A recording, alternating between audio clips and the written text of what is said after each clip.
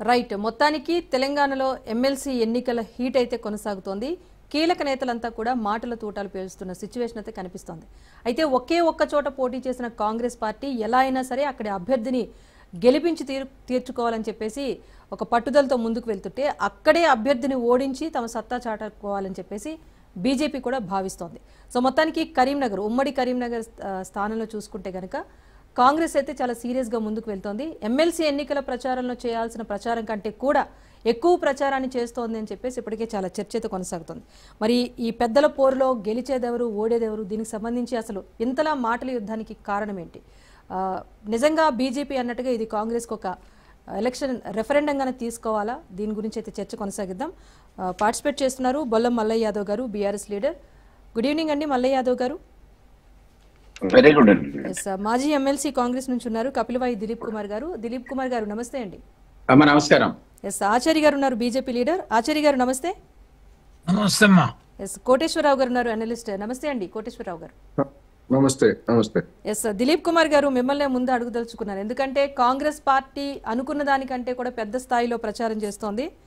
Already అభ్యర్థి 3వ స్థానంలో ఉన్నారని చెప్పేసి ఇటు బీజేపీ కానీ అటు పోటీలో లేని బీఆర్ఎస్ గురించి కూడా ఒక చర్చ అయితే వెళ్తోంది. ఏం చెప్తారు దిలీప్ కుమార్ గారు? మళ్ళీ రిపీట్ చేయరా if you don't mind question ని. అంటే ఎమ్మెల్సీ ఎన్నికల ప్రచారానికి చేయాల్సిన ప్రచారం కంటే కూడా పెద్ద స్థాయిలో ప్రచారం చేస్తున్నారు. నేరుగా ఇన్ఛార్జ్ ఇన్వాల్వ్ అవుతున్నారు, రాష్ట్ర సీఎం ఇన్వాల్వ్ అవుతున్నారు అని చెప్తున్నారు. సో ఏంటి ఎమ్మెల్సీ ఎన్నికల్లో గెలవలేమని ఒక భయమైన కాంగ్రెస్ పార్టీలో కనిపిస్తోందా? అందుకే ఇంతలా ప్రచారం అట్లా అనడానికి వీల్లేదు. ఏ పార్టీకైనా ఏ ఎలక్షన్ అయినా కూడా అది ఒక ఛాలెంజే. ఎవరు దాన్ని ఈజీగా తీసుకోవడానికి వీల్లేదు. ప్రతి గెలుపు ఓటమి అన్నది ఆయా పార్టీల మీద ప్రభావం చూపిస్తాయి. కాబట్టి ఖచ్చితంగా అది చాలా సీరియస్గా తీసుకొని మా వాళ్ళు ఇంక్లూడింగ్ చీఫ్ మినిస్టర్ సహా ప్రతి వాళ్ళు దాన్ని ఫోకస్ చేశారు దాని మీద, ఎలక్షన్స్ మీద.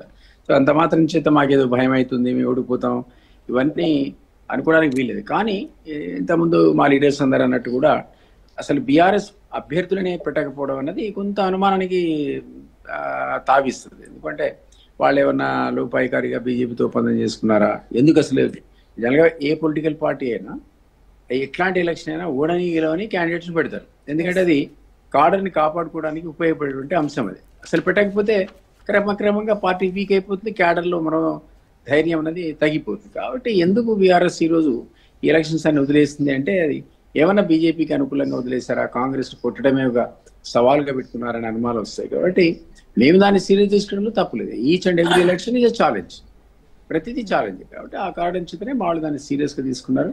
ఆ పద్ధతిలోనే ప్రచారం జరుగుతూ ఉంది. We have to wait and see. Definitely it's a tough fight. నేను చెప్తున్నాను కదా, అంత ఈజీగా కేక్ వాక్ లాగేమి లేదు అక్కడ. సో ఇప్పుడు బీఆర్ఎస్ ఒకవేళ లోపాయికారిగా ఈ బీజేపీకి అండ ఇచ్చింది అనుకోండి, కాస్త ఇంకా టఫ్ అవుతుంది. అంటే దిలీప్ కుమార్ గారు, నిన్న జరిగిన సభలో కూడా రేవంత్ రెడ్డి గారు ఎమ్మెల్సీ ఎన్నికల్లో ప్రస్తావించని అంశాలు కూడా ప్రస్తావించారు. బీజేపీ చీఫ్ని టార్గెట్ చేస్తూ కూడా ఆయన చాలా అంశాలు తెర మీదకి తీసుకొచ్చారు.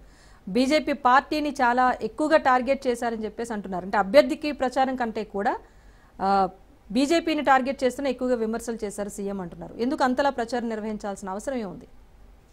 సరే, ఇది ప్రచారంలో సహజంగా జరుగుతుంది. అది మీరు ఏ లీడర్ మాట్లాడినా, బీజేపీ మాట్లాడినా, మరొకరు మాట్లాడినా, మేము మాట్లాడినా కూడా దీన్ని ఒక ఛాలెంజ్గా తీసుకున్న సందర్భంలో పొలిటికల్ కామెంటరీ అనేది ఉంటుంది. అది లేకుండా ఉండదు కదా. మేము వాళ్ళు ప్రవచనాలు చెప్పరు, మేము ప్రవచనాలు చెప్పము. సామధాన భేద దండోపాయాలు అంటారు చూడండి, గెలుపుకి అవసరమైనవి అవన్నీ వాడాల్సిందే ప్రతి పార్టీ కూడా. అందులో కొన్ని సందర్భాల లోపల పరుష పదజాలం కూడా వాడితే వాడుండొచ్చు. వాళ్ళు వాడతారు, మనం వాడతాం.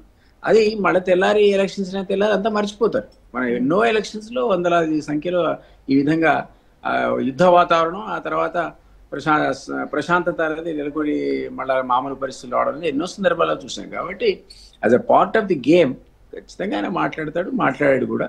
సో దాన్ని పెద్ద స్పెషల్ ఇంపార్టెన్స్ అటాచ్ చేసి చూడాల్సిన అవసరం లేదు. గెలుపు అనేది లక్ష్యంగా కొన్ని సందర్భాల్లో ప్రొవోకేటివ్ కామెంట్స్, రెచ్చగొట్టే ప్రసంగాలు అనేది సహజంగా జరుగుతూ ఉంటాయి.